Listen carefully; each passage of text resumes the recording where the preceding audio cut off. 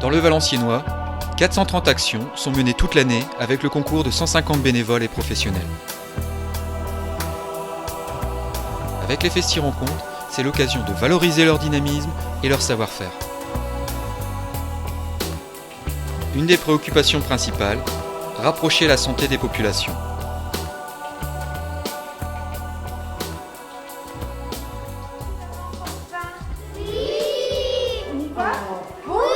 Allez, viens, dis donc.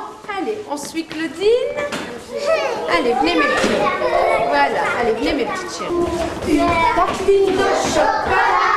Moi j'aime ça. Moi j'aime ça. Une tartine de chocolat. Moi je pense qu'à ça.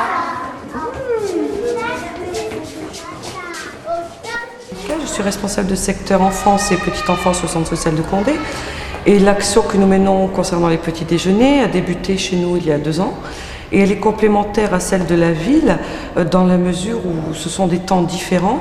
La ville gère les petits déjeuners ou cette action, du moins dans tous les temps scolaires. Nous la complétons pendant les temps de vacances scolaires dans le cadre du CLSH maternel. Cet événement ce matin faisait partie d'un objectif qui avait été proposé aux encadrants de la cantine dans le fait d'amener l'enfant à être autonome devant son alimentation et à pouvoir équilibrer son alimentation.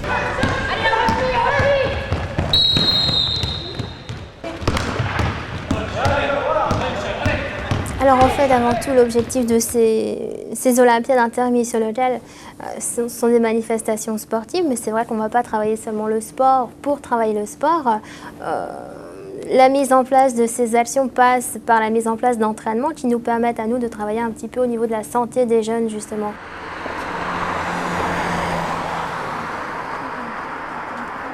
On dirait dans la télé. Alors on cherche des gens qu'on connaît. Là, on n'y est pas allé là assister. Pendant l'année scolaire, nous animons des interventions de prévention dans les écoles primaires. Pour l'année scolaire 2002-2003, nous avions axé les interventions sur l'usage, du moins l'expérience de l'alcool et du tabac.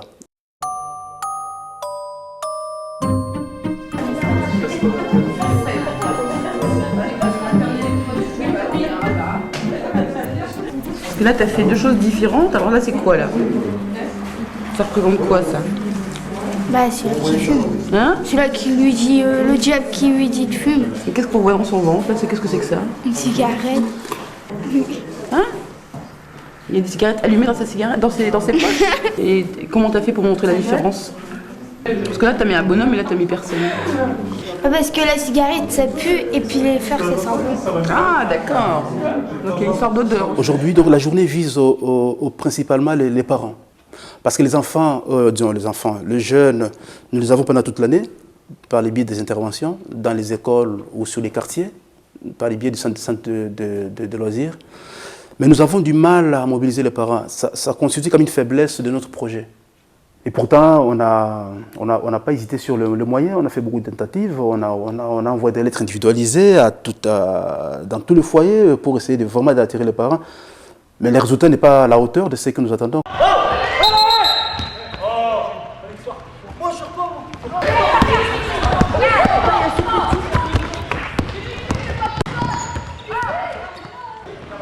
Alors le souci, c'est que la santé n'est pas la priorité des jeunes d'une manière générale. Quand on est jeune, c'est vrai, on est quand même plus ou moins heureusement en bonne santé.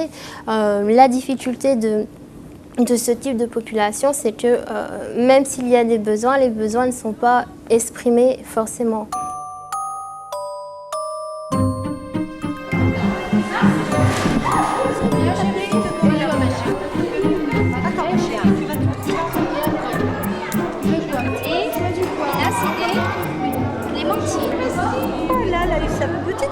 Ma chérie.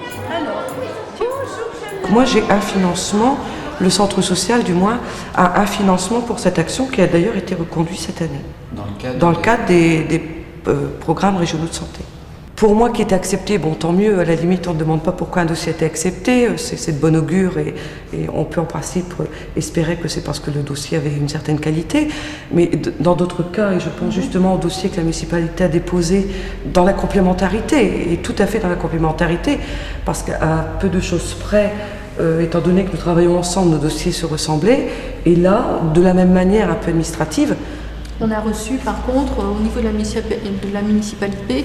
municipalité une réponse négative sans autre explication et là effectivement on est un petit peu pantois devant cette décision qui a été prise alors que les projets sont identiques. Cette prévention autour de la santé de l'obésité est flagrante et sans d'autres explications ça a été un refus. Attends, on va faire sur le circuit aussi.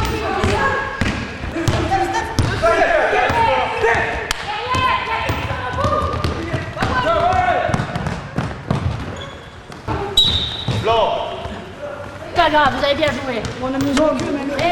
C'est pas grave.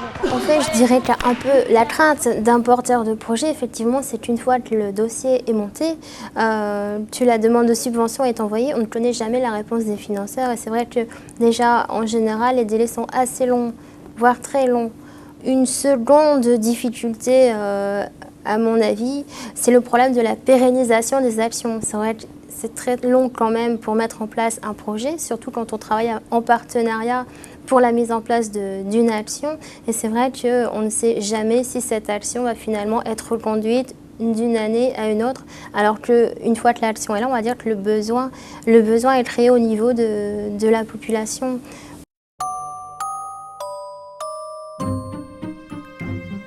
Je sais qu'il existe au niveau de ces financements PRS des personnes ressources, des référents qui interviennent ou sont censés intervenir dans le cours de l'élaboration de nos projets pour nous aider à les construire. Seulement, je ne sais pas si c'est la distance ou si c'est aussi leur charge de travail qui fait que c'est pas facile d'avoir un moment avant même l'écriture, pour dire oralement, ne serait-ce qu'oralement, expliquer la teneur d'un projet, par exemple, c'est d'avoir une aide au préalable, avant. Vraiment plus, on va dire, pas percutante, mais plus présente. Un niveau local d'aide, de rédaction, et ce serait cette personne, à la limite ressource, qui porterait nos projets devant une commission de financement. Il serait intéressant que cet instant ne se limite pas seulement à l'aspect financier, comme j'ai évoqué. Il serait intéressant que ça puisse aussi tenir compte des spécificités de chaque ville, c'est-à-dire des faiblesses, des atouts de chaque territoire pour adapter le programme de santé au vécu des gens, quoi.